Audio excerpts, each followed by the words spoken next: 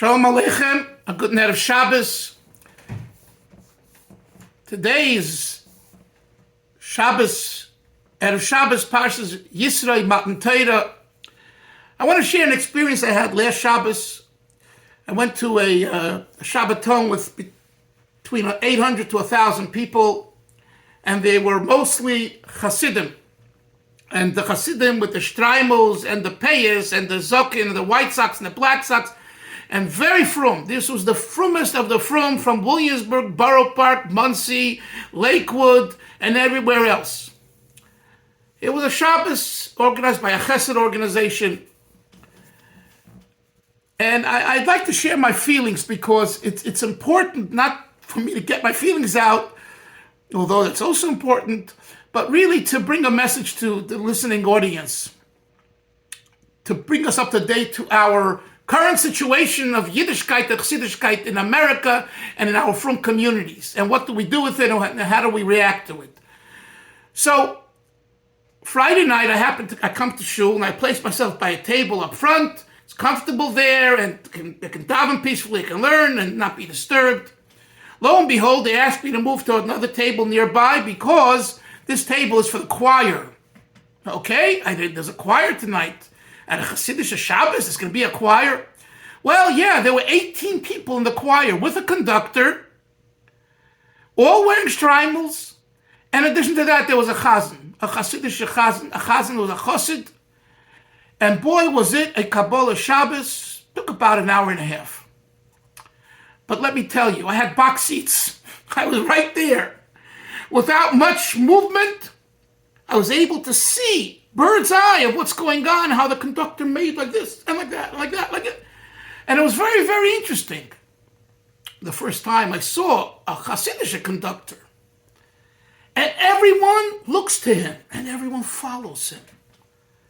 And he sometimes makes with his nose to the right and to the left, and they got it, either louder or humming, went to hum, a low hum, a high hum. I got quiet, up, down. Rabbi Isai, that was Friday night. Shabbos day, they did Shacharis. And listen, 3.5 hours from 9 to 12:30. For me, this was a highlight. You come for one reason and you end up with another reason. So this was very interesting to see how people celebrate a Shabbos in a beautiful way, and how Negina, song, in this case chazanis, was part of it, cantorial renditions of pieces of chazanis from various famous cantors, is incorporated in the Hasidic world. Some of the composers weren't, Hasidim, and maybe even not fully religious. There was all kinds of music that they put into their repertoire of music. And it's interesting how it's become kosherized. I mean, these people who, you'd meet them on the street or in Beis Medrash, they're shouting and screaming and, why do you have this? Why do you have that? Why aren't you doing this? And all of a sudden here, the music is all kosher. And so be it. They have their rabbis, their rabbanim, their teachers. But this was a very interesting experience to see so many people together, going along with 18 people in a choir and a cantor and a chazan, leading the davening. In other words, the davening, the prayers of Friday night are being controlled by the 18 people and their conductor and the Baal Tefillah and the chazan. And not a Baal Tefillah, in this case, a real cantor. Beautiful voice, gorgeous voice, with a streimel. I looked at his face. It was so serious and so awesome. And I felt it was real. He really meant it. When he closed his eyes and he made with his hand like this, not extravagantly, shaking and moving and crying and jumping. I felt he was authentic. The next experience was the meal, Shabbos day. I came to the meal. I sat down. The place was pretty empty. People just come out now to the shul. And before the meal, they had, in the foyer, they had 6 different types of herring with kichlach and bromfen and then whiskey and vodka, sodas and cakes. Now, I ask you a question. You know, there's a meal, and right there is the entrance to the hallway, and they have challah, beautiful setting. It's like extravagant, and 4 different types of fish on your plate, and you're being catered, and there's waiters. Why do you have to eat outside? You know why? Minig avisaini biyadaini, as the Hungarians say. The minig of our ancestors is in our hand. This is the way we do it. In Shul, Shabbos, we have a Kiddush afterwards. Then we go home to have a meal. The fact that we're in this hotel and the Kiddush is right next door to the meal, we don't detract from the custom of having Kiddush and enjoying a little whiskey and herring in a kichel. And that too is important to look at. This is the beauty of our religion and Yiddishkeit and our Chassidishkeit.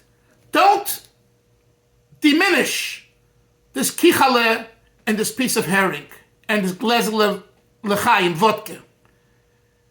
This bonds people together. Understandably, overeating is not good and over drinking is terrible and on and on. We could find a negative in everything, but we have to find the positive. What's the positive? They stick to tradition. Tradition. And what's the tradition? You have a kiddush fahren suda. You have a kiddush before the meal. And this was the second eye-opener to me this past weekend. And overall, I can tell you, Rabbi Say, ladies and gentlemen, my dear friends, the Jewish people, the religious people, the Orthodox people, the observant people have many shapes and forms and colors. And when you see them up front, you could appreciate each one's culture and each one's practices. And that's what I saw. I mean, I live with these people. I live here in Borough Park. I grew up with these people. Nevertheless, seeing them the way I saw them this weekend was a bird's eye view up close of their lifestyle. The women wearing the white bands on their shaitels, or if they're just wearing a tichel, dressed in black. I'm not saying everyone, but it stood out. You know,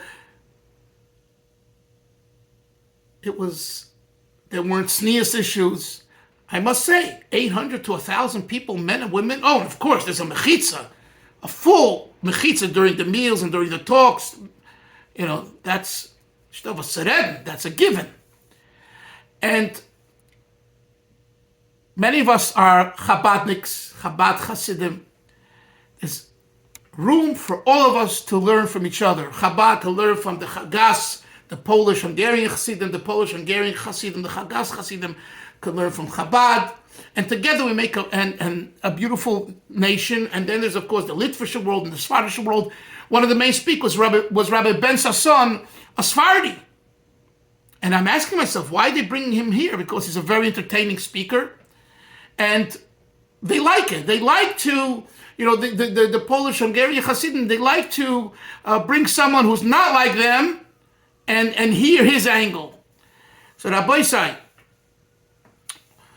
it's Erev Shabbos, and it's Shabbos Parshas Yisrei, it's Matan Torah. Anochi Hashem Elokecha. Anon nafshis ksavis Yehovis. Hashem has written himself into the Torah. And the Torah understands that people are different, that communities are different, but you can bring them all together.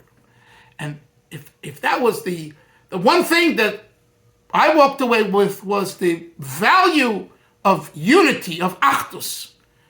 All kinds of people. Some Sfardim, some Chabad, about 5 to 10 Chabad people. Of course, the bulk was the Polish and Hungarian Chasidim. There were even some Litvisha there. So you had a whole gamut of the Orthodox community, and everyone davened together and learned together and cried together and danced together. and it's real achdus. And another message that we take away is back to basics. Don't forget that this is the basics of Yiddishkeit. Yes, this little kiddushul, big kiddushul, for them, this is a basic. And although you have the hall next door with the meal waiting, minig aviseinu biyadenu. This is a minig, and we keep the minig. Friday night, we daven with a choir if we're able to show how beautiful a davening, a chassidische davening could be. Able should help, should be zeicher to the gula shlema, bekorev mamish.